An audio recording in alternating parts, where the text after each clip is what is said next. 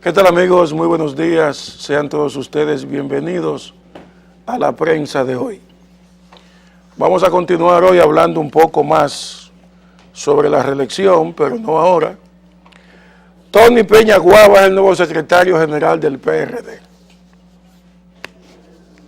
Ustedes ven cómo es la cosa, que aquí no se trata de problema ideológico, no se trata de estrategia política ni de nada por el estilo, sino de conveniencia personal. Tony Peña estaba en el PRM. Bueno, hay que decir la verdad. Peña Guava, Tony Peña Guava, estaba en el PRD. Ahí yo lo conocí, junto con su papá, José Francisco Peña Gómez, que era todo un talento, todo un maestro. Era un pozo profundo de cultura, de conocimientos. Un hombre con una capacidad dialéctica, locuacidad y comunicación increíbles. Un hombre que creía fundamentalmente en la lealtad. Al morir Peña Gómez, pues eso se sintió enormemente en su familia y comenzó la desbandada. José Fran se fue, el mayor, se fue con el PLD, se fue con Leonel Fernández. No esperó mucho tiempo. Tony Peña Guava se quedó ahí y sus hermanas se quedaron en el PRD. Pero los avatares del PRDismo desde el año 1998, cuando ocurrió la muerte de Peña Gómez, han sido de conocimiento nacional, de materia cotidiana. Ganó Hipólito Mejía en el 2000, nombró a Tony Peña Guava cónsul en Nueva York. Ese cargo se le fue a Tony Peña Guava a la cabeza. Al final no pudo terminar el periodo, hubo que quitarlo. Según se afirma, Hipólito lo quitó porque no conocía manejos administrativos del consulado de Nueva York. Y nada, Tony se ha dedicado a vivir de la política, que eso no es malo. Ser un profesional de la política es bueno, siempre y cuando se mantengan coordenadas éticas y de eficiencia muy concretas. Bueno, Tony después de ese consulado en Nueva York, siguió con Hipólito, luego se fue con Miguel, después se fue con Abinader, y ahí ha estado dando vuelta y vuelta y vuelta en esa trilogía, en ese trípode. Miguel, Abinader, Hipólito, Abinader, ha estado ahí. Finalmente se constituyó en uno de los mentores de Abinader, se constituyó en uno de los apoyos de Abinader, vocero de Abinader, y en el PRM consiguió algún posicionamiento, pero aspiraba a ser secretario general del Partido Revolucionario Moderno, que está dando sus primeros pasos en la política nacional, dirigido por Abinader y por Hipólito, y que se apresta a cumplir todos los requisitos electorales para participar en la elección presidencial del próximo año. No lo complacieron a Tony Peña Guava. Hipólito ha dicho abiertamente por qué. Porque él y Abinader y la mayoría están fundamentalmente de acuerdo en que sea el senador Jesús Vázquez, el ex senador Jesús Vázquez, dirigente histórico de la provincia María Trinidad Sánchez, que ocupe esa posición. Y evidentemente que en términos de el discurrir político, Tony Peña es hijo de Peña Gómez, pero eso no es suficiente para ocupar una posición tan demandante como la Secretaría General de un partido. Jesús Vázquez Martínez es un político de larga trayectoria, requete conocido a nivel nacional, ha sido dirigente del PRD cuando el PRD era un partido compacto, y es una figura que tiene mucho más incidencia que Tony Peña Guava, y ellos se decidieron por él. Pero eso disgustó a Peña Guava y renunció del PRM. 48 horas después es juramentado como secretario general. Perdonen que me ría, pero suena chistoso. Eso solamente se ve en un país como este, que uno salga de una parcela política y 48 horas después lo estén juramentando en el cargo, que no lo quisieron en el otro. Eso suena hasta cómico, suena hasta ridículo. Miguel Vargas aprovechó y se lo llevó para allá. Hizo que renunciara uno que estaba ahí. ¿Cómo se llama el que estaba ahí en la Secretaría General? ¿Cómo? Junior Santos. Bueno, Junior Santos, que no lo conoce nadie, estaba ocupando una posición que José Francisco Peña Gómez ocupó durante más de 20 años, la Secretaría General del PRD. Porque los cargos en los partidos tienen su trayectoria, tienen figuras que los convierten en emblemáticos, en simbólicos. Después que usted tiene a Peña Gómez como secretario general del PRD, con todo el perdón y el respeto que me pueda merecer Junior Santos, no es posible que una persona como él, que no tiene trayectoria política, esté ocupando esa posición. Lo mismo Tony Peña Guava. ¿Qué carrera política, qué bagaje tiene Tony Peña Guava para ser secretario general del Partido Revolucionario Dominicano? Solo el oportunismo, solo esa visión estrecha de la política llevó a Miguel a hacer como hace un juego de pelota, como hace en un torneo de béisbol. Le dan de baja un pelotero en un equipo y viene el otro y lo firma para llenar ese hueco, aunque todo el mundo sabe que es un pelotero malo, pero para que llene el hueco. En el caso de Tony Peña Guava, Miguel cree que le hace un daño al PRM. Al revés, yo creo que le quita de encima al PRM un político que evidentemente no tiene mucho entrenamiento político. Porque si usted renuncia de un partido porque le negaron un puesto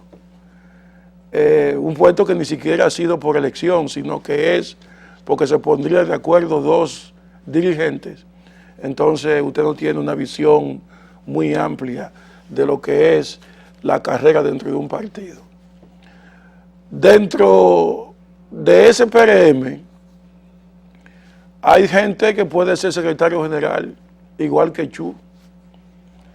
También han electo a Bautista, al ex senador Bautista de Moca, lo han electo presidente del partido. Esa es una elección correctísima, porque es un hombre de carrera política, fue presidente del Senado y se conoce la trayectoria de don Andrés Bautista. El problema con mucha gente que hace política es que su nombre suena varias veces en los medios de comunicación y ya se creen que son la gran cosa. Ya se creen que son altos dirigentes, que tienen seguidores. Entonces andan con 4 o 5 gatos atrás, que le están haciendo bulla y bulto, y ya entonces se creen que son dirigentes. Y eso puede haber confundido y mantenido confundido a gente como Tony Peña Guava, que su papá fue un dirigente de una magnitud continental. Yo viajé con Peña Gómez varias veces y yo pude aquilatar la consideración, el respeto y la grandilocuencia de Peña Gómez a nivel internacional. en París, en Madrid, en el Medio Oriente, en la India, en todas partes. Un dirigente histórico de la Internacional Socialista.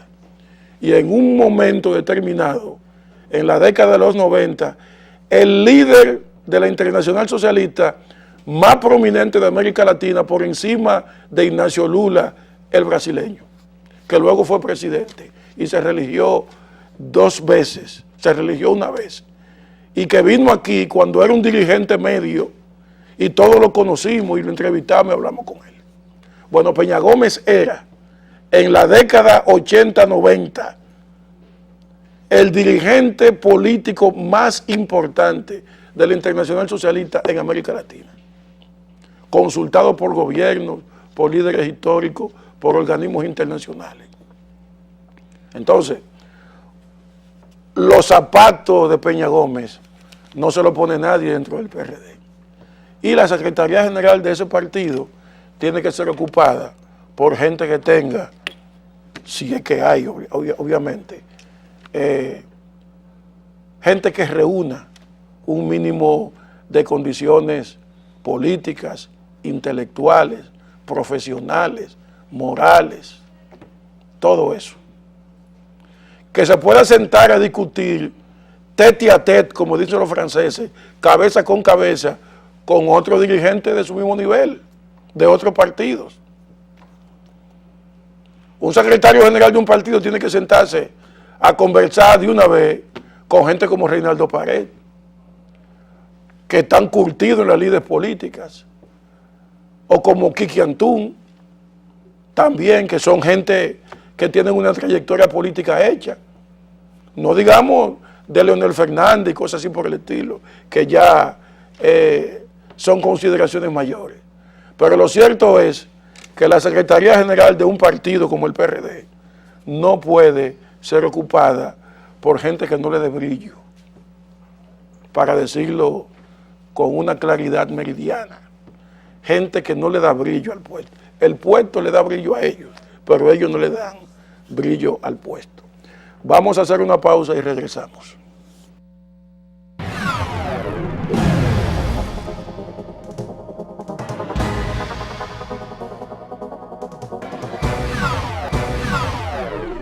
El presidente Danilo Medina habló ayer bien en Costa Rica.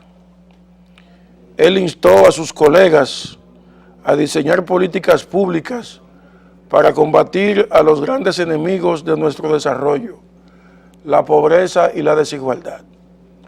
La pobreza, combatir la pobreza y la desigualdad son temas recurrentes en toda gestión de gobierno, pero su combate es tan antiguo como la humanidad misma, porque la pobreza no existe ahora.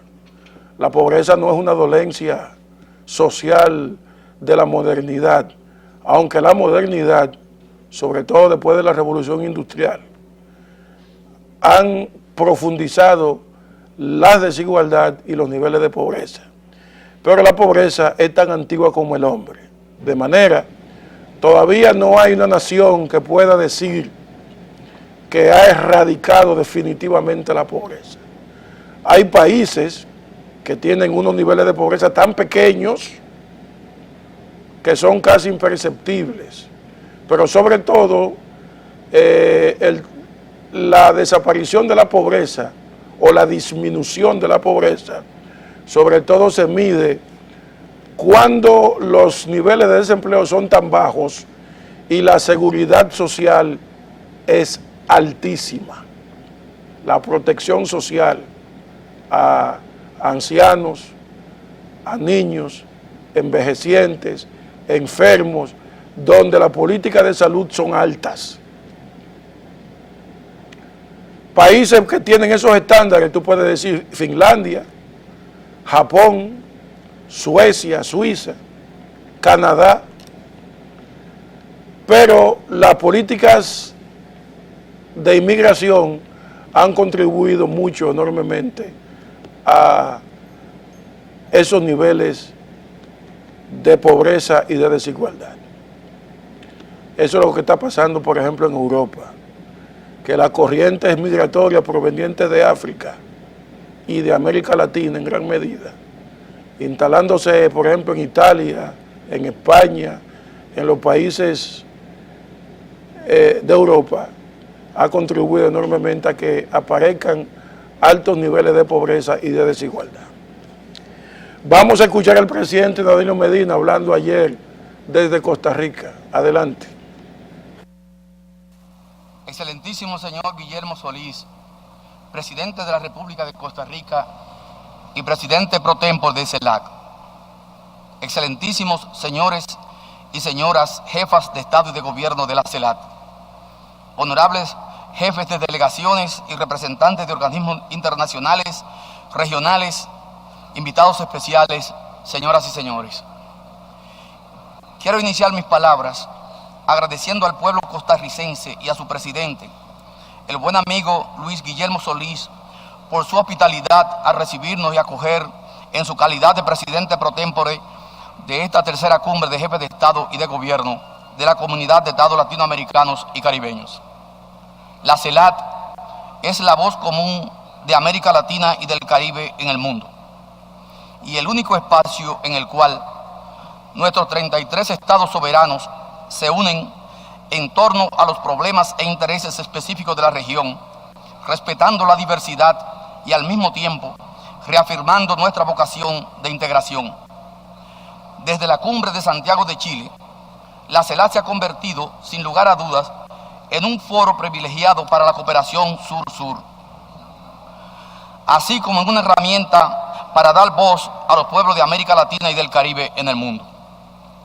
Señoras y señores, los avances logrados en la consolidación de la CELAC y en la agenda clave definida por nuestros países han sido de gran relevancia. Hemos mantenido nuestra voz unida en los foros internacionales y hemos mostrado nuestro permanente compromiso por la superación de la pobreza, la desigualdad y la inclusión social en nuestra región. Progresivamente se fortalecen los lazos de hermandad y las oportunidades de cooperación sur-sur. Estamos articulando cada vez más un área de intercambio económico sobre la base de la complementariedad y de la solidaridad, manteniendo y respetando siempre la diversidad cultural, política y económica que nos caracteriza. Esta diversidad se manifestará, por supuesto, en que cada una de nuestras naciones privilegiará unos objetivos o programas antes que otros. Sin embargo, creo que es indispensable que como región nos planteemos algunas prioridades comunes. Prioridades que nos permitan, por un lado, dar respuesta a problemas que por su propia naturaleza trascienden las barreras nacionales y que al mismo tiempo den a nuestra región una identidad propia. Necesitamos una visión latinoamericana común, una visión sobre cómo afrontar los retos de este siglo XXI y cómo hacer avanzar los intereses de nuestros pueblos. Creo que esta visión debe partir de una realidad que todos los presentes han experimentado en su historia reciente. La realidad de que no basta con que la economía crezca si los beneficios de la prosperidad no se traducen en mayor equidad y mejor calidad de vida para toda la ciudadanía. Y que corresponde a los estados, al poder público, la responsabilidad de conducir los esfuerzos nacionales mediante políticas públicas para combatir a los grandes enemigos de nuestro desarrollo, que son la pobreza y la desigualdad. Debemos hacer todo lo posible para crecer más y mejor. Tenemos que avanzar en un modelo de integración que cree más oportunidades para nuestros jóvenes, para nuestras mujeres, para los hombres y mujeres que trabajan y viven en el campo, para nuestros trabajadores y trabajadoras, para nuestros emprendedores. Debemos evitar competir entre nosotros y, por el contrario, buscar aquellas oportunidades que nos permiten crecer juntos. Centrémonos en armonizar nuestra legislación para facilitar los intercambios comerciales y aligerar las cargas aduaneras. Aprovechemos también las posibilidades de encadenamiento que podemos forjar entre nuestros sectores productivos para el comercio, para la creación de empleo y para la elevación del nivel de vida. América Latina tiene que ver el referente de los asiáticos. El caso, por ejemplo, de China. En el año 90 tenían el 1% de las solicitudes de patentes del mundo. 22 años después, en el año 2012, había multiplicado por 28 y ya tenía el 28% de las patentes de todo el mundo. En el año 2011 superó a los Estados Unidos y en el 2012 duplicó las patentes de toda la Unión Europea juntos. Pero hay un caso muy significativo para nosotros y es el caso de Corea. Corea tenía en el año 90 el 1.9% de las patentes y en el 2012 pasó a tener el 8.5% de las patentes. América Latina en el año 1990 tenía el 1%, el 1.9% de las patentes del mundo y 22 años después solo el 2.5% de las patentes. Y no porque la región creciera, simplemente porque los dos países más grandes, Brasil y México, crecieron en el número de patentes. Un continente no se puede desarrollar si no hace inversiones en la investigación y el desarrollo. No tenemos de las 100 universidades más importantes del mundo una sola. La inversión de la región en investigación y desarrollo es apenas el 1.1% del Producto Bruto Interno de la región. Y no porque la región esté invirtiendo el 1.5, sino porque Brasil ha encabezado eso, porque el promedio de inversión de cada uno de nuestros países es 0.7%. Así no se avanza. Tenemos 167 millones de pobres en el mundo. Y América Latina es una región rica. Hay cifras que demuestran que somos una región rica. Por ejemplo, la región tiene el 20% de las reservas petroleras del mundo, encabezada por Venezuela.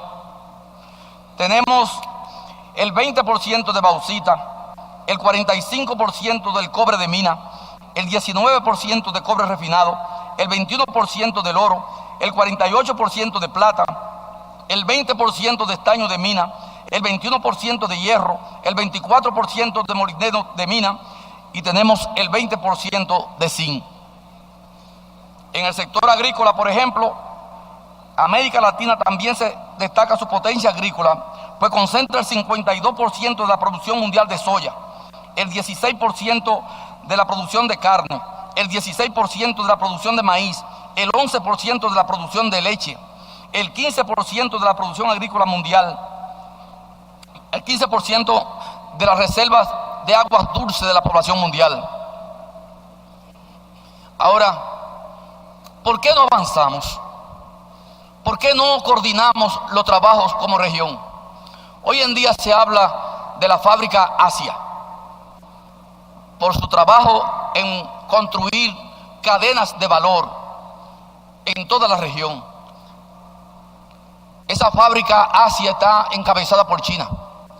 Se habla de la fábrica Unión Europea, encabezada por Alemania, y se habla de la fábrica América del Norte, que encabeza Estados Unidos, junto con México y Canadá, y de lo que de alguna manera se benefician Centroamérica y algunos países del Caribe, entre ellos República Dominicana.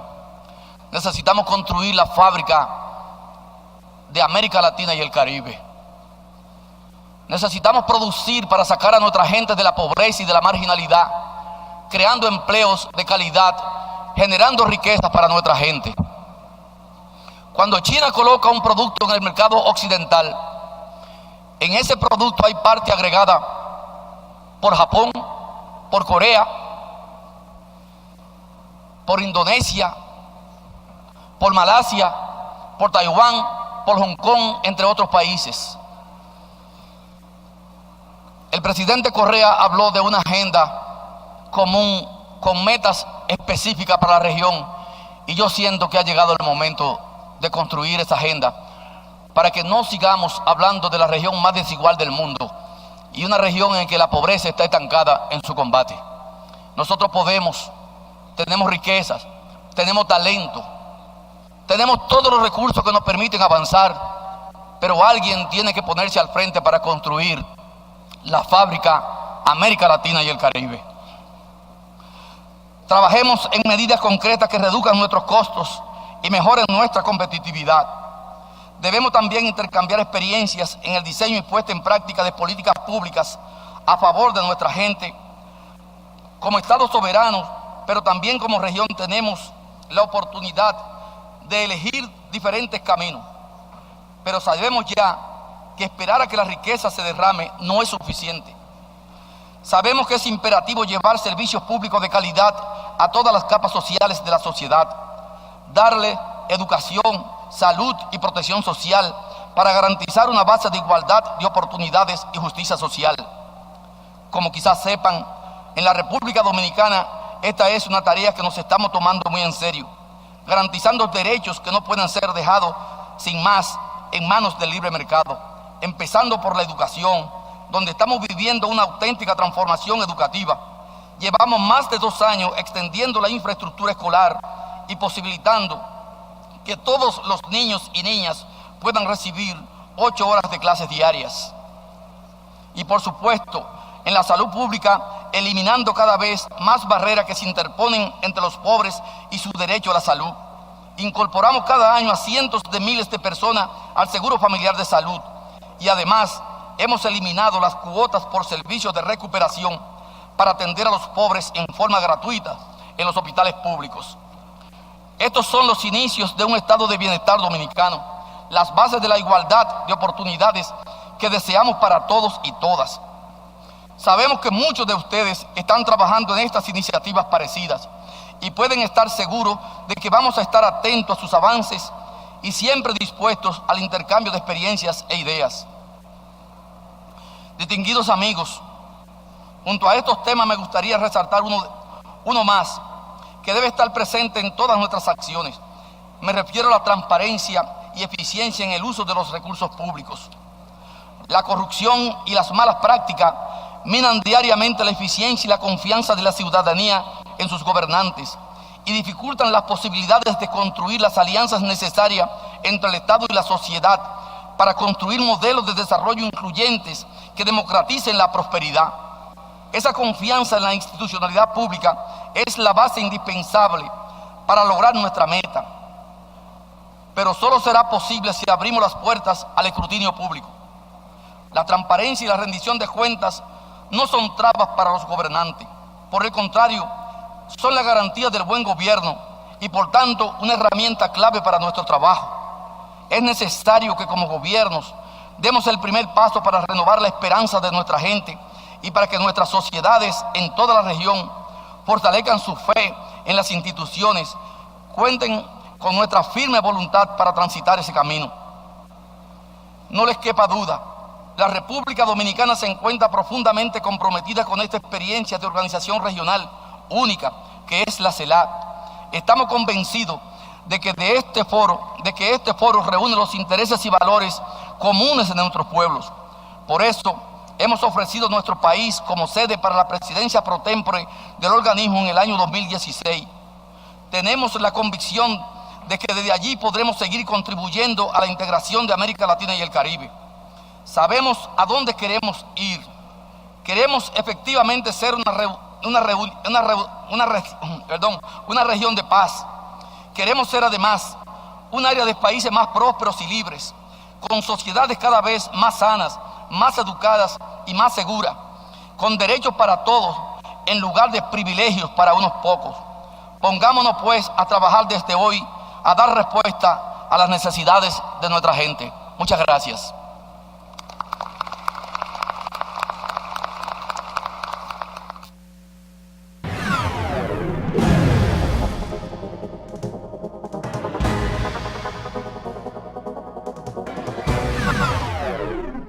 Bueno, mientras el presidente Danilo Medina se encontraba en Costa Rica, reunido con los jefes de Estado en la tercera cumbre de jefes de Estado y de Gobierno de la Comunidad de Estados Latinoamericanos y Caribeños, es un nombre larguísimo, la CELAC, ayer sus representantes organizaron una manifestación exitosa frente al Congreso pidiendo la reelección o pidiendo la reforma constitucional que posibilite la reelección del presidente Danilo Medina. La prensa de hoy recoge ampliamente esa manifestación de ayer. El periódico hoy dice, con relación a la manifestación, reclamos reeleccionistas llegan al Congreso. Los manifestantes llegaron de distintos puntos del país. El periódico El Día dice, reelección tiene grandes obstáculos legislativos, pero destaca el apoyo que recibió el presidente. Y el Diario Libre dice que la reelección se moviliza en Congreso y en Palacio. No tengo el listín de hoy aquí, no me llegó, pero también asumo que el listín diario ahí está, le da un titular fuerte a la manifestación que se realizó ayer. Ojalá no comiencen a hablar de que se están gastando los recursos del Estado en esas cosas. El presidente tiene derecho a ser promovido por quienes quieran promoverlo. Hay libertad de reunión, hay libertad de expresión en la República Dominicana, es una nación democrática. Los que creen que la reelección de Danilo conviene, tienen derecho a manifestarse pacíficamente como lo hicieron ayer ante el Congreso. Llevaron frutas, chinolas, piñas, para dar a demostrar que los sectores productivos, los productores agropecuarios están respaldando la repostulación de Medina posterior a la modificación constitucional que es indispensable. El debate sobre el tema de la reelección comienza a motivar a la prensa a indagar cuál es la correlación de fuerza que existe en el Congreso para que este proyecto sea sometido exitosamente. Sé que al final se somete. La composición del Congreso tiene mucho que ver con quién controla a los legisladores del partido de gobierno. Si es el presidente Medina, si tiene mayoría entre diputados y senadores, o si es el doctor Leonel Fernández, y en ese caso, ¿qué se hará? Lo cierto es que se necesita las 2/3 partes del Congreso Nacional, que tiene una matrícula de 222 legisladores. Hay 190 diputados y 32 senadores. Se necesita las 2/3 partes de los que asistan a la Asamblea para aprobar un proyecto que modifique la Constitución. Hay que tomar en cuenta lo que harán los representantes de Hipólito, que son 34, los de Miguel, que son 54 diputados, porque los PRDistas no tienen senadores.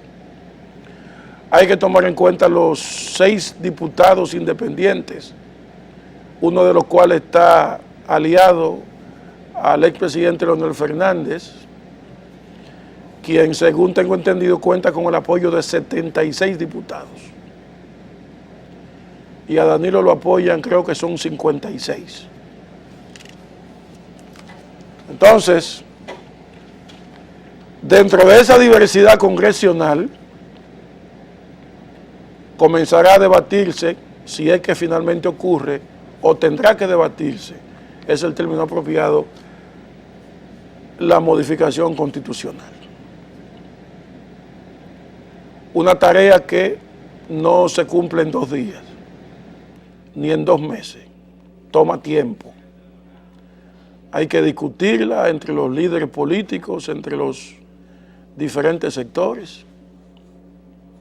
Habrá que persuadir muy bien a los diputados y senadores de que voten por la continuidad de un jefe de Estado, cuando la mayoría de ellos no estarán figurando probablemente en la boleta del Congreso de su respectivo partido para la elección del 2016. Los que creen que es fácil se encuentran con la dura realidad que da la política. La política no es analizar conforme a los intereses de cada uno. La política es ver en la práctica cuál es la correlación de fuerza, cuáles son los elementos, los factores que determinan que se produzca una situación o no. De todas maneras, estamos ya en ese proceso. Hay que esperar al presidente Medina que hable el 27 de febrero sobre el tema. Es un tema que él no lo va a evadir. Él hablará el 27 de febrero. Todavía la inscripción de candidatos presidenciales en febrero del año que viene, del 2016. De manera que esa modificación, si se va a producir, con todos los acuerdos políticos que implica, todas las tensiones, todos los análisis, todas las persuasiones, se cumple 6, 7 meses de este presente año. Mínimo. Probablemente llegaremos hasta agosto con ese tema. Vamos ahora a ver un video del presidente Medina y las estancias infantiles. Este video yo lo paso hoy otra vez porque una cosa que es muy importante para este país es el cuidado de los niños, pero de los niños pobres sobre todo, los niños de la clase media y de los sectores pobres, que sus madres tienen que salir a trabajar y a buscar el sustento. ¿Con quién se quedan esos niños? A veces se quedan con trabajadoras que no tienen el carácter ni la educación para atender niños. Y ocurren situaciones enojosas. Por eso, las estancias infantiles en todos los países desarrollados del mundo son instituciones que cumplen un rol vital en la formación y en el cuidado de los niños. Por eso nosotros aplaudimos esa iniciativa del presidente que procura la construcción de 100 estancias infantiles. Adelante. Altagracia en el sector de La Madena, con la entrega esta tarde de la estancia infantil La Madena. He querido brevemente hacer uso de la palabra, porque tal vez muchas personas no alcanzan a darse cuenta de lo que significa esta estancia infantil. Hemos comenzado el programa de inauguraciones en esta provincia de la Altagracia. En primer lugar, por el Día de la Altagracia. Y en segundo lugar, porque esta es una de las provincias del país con menos personas desempleadas. O dicho de otra manera, con más personas trabajando. Este programa es parte de un programa integral. No lo vean por separado. Hace tal vez 5 años que América Latina tenía el 35% de sus hogares manejados por madres solteras.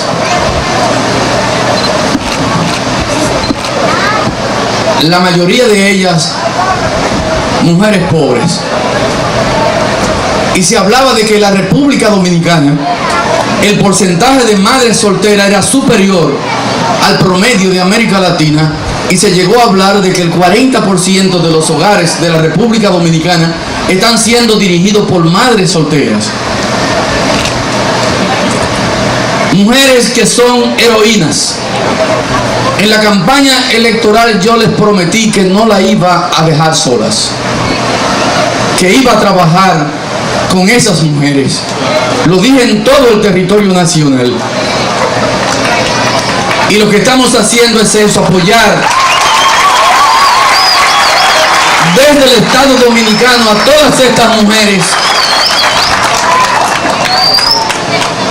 que están cargadas de hijos sin un compañero que la ayude a echar adelante esos niños. Mujeres que tienen hijos incluso con más de un hombre. 2, 3 hijos, 4, 5, con 2 y 3 maridos diferentes. No se rían porque yo lo estudié en la campaña electoral. Yo lo aprendí. Y entonces en la campaña diseñamos un programa integral para ayudar a los más pobres del país, sean hogares monoparentales o cualquier tipo de hogar que también tenga al padre. Tenemos en la República Dominicana cantidad de niños que están creciendo sin un referente masculino, sin un modelo referencial masculino que los guíe y los forme. Y lo que estamos haciendo con estos programas en el país es ayudarla a tener mejor formación de sus hijos. En estos momentos estamos trabajando para que en la República Dominicana ningún niño tenga que estar en las calles porque viene de un hogar que su madre no lo puede alimentar o que sus padres no lo pueden alimentar y por tanto no lo pueden educar. Porque si no se educan, van a ser una réplica de la pobreza de sus padres en el futuro. Y ha llegado el momento de romper esa cadena. La pobreza no tiene por qué transmitirse de generación en generación. Si educamos hoy a los niños de la República Dominicana, en 15 o 20 años la República Dominicana tendrá una nueva generación de ciudadanas y ciudadanos.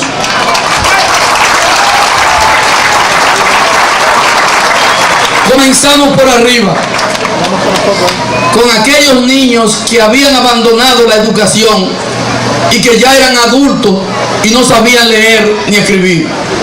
Y por eso el programa Quisqueya Aprende Contigo, para que las personas de más de 15 años tuvieran la oportunidad de aprender a leer y escribir de nuevo. Teníamos 851,000 adultos que no sabían leer ni escribir. Ya más de 700,000 han ingresado a los núcleos de alfabetización. Nos quedan los más renuentes, los que tienen menos interés. Y yo les pido a los que están aquí que hagan un esfuerzo para que sus familiares, sus amigos, sus vecinos, sus compañeros de trabajo que aún no han entrado a un núcleo de alfabetización, lo hagan. Que salgan de ese túnel oscuro y vean la luz. Le estamos dando la oportunidad que necesitaron en el pasado y que el Estado no les brindó para que aprendan a leer y escribir.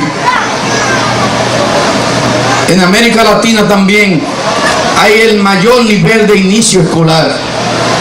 Los niños ingresan a la escuela primaria,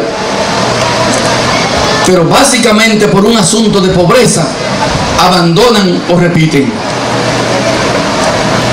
Abandonan por lo que les dije, porque vienen de hogares donde las madres tienen que guiar a esos niños solas y tienen que sacar el más grande de la escuela para mandarlo a buscar algunos centavos con algún trabajito a la calle para alimentar a los más pequeños.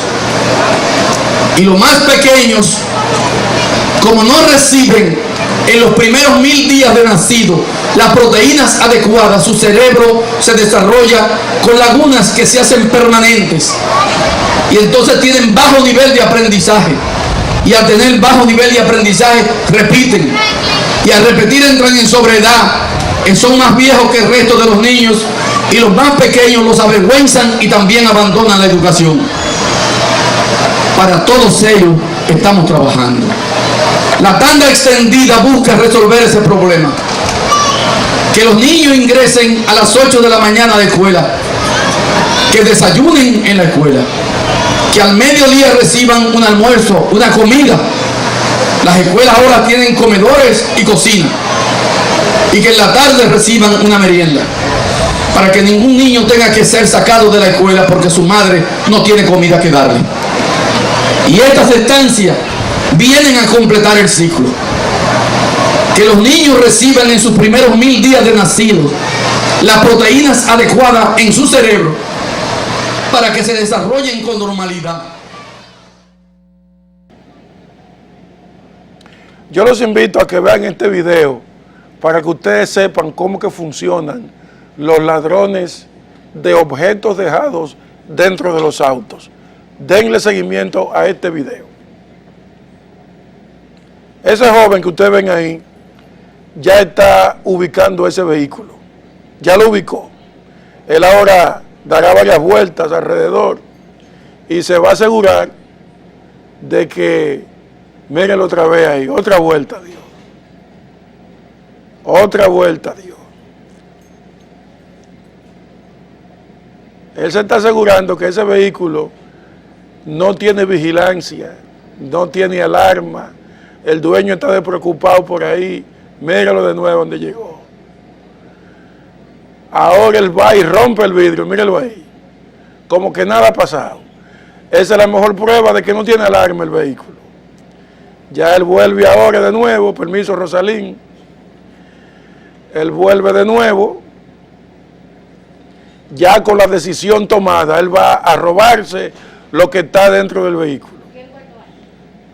Lo que le guardó el dueño del vehículo a él ahí. Mire lo que saca. Ese bulto tiene muchas cosas. Puede tener laptop y puede tener lo que sea. Ese video me lo envió a mi página de Facebook un amigo, con la intención de que le diéramos esa oportunidad de ustedes verlo.